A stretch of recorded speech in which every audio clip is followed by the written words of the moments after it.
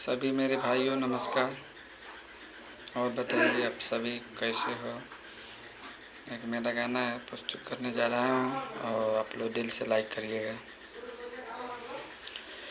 काहे खिसियाइल बाड़ू हमारी दिल जनिया हो, काहे खिसियाइल बाड़ू हमारी दिल जनिया हो। आवतानी घरे धनी रखिया सजा के हो।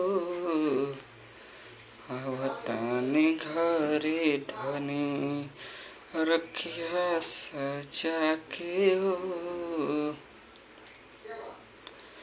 काहे खिसियाइल बाड़ू हमारी दिल जनिया हो।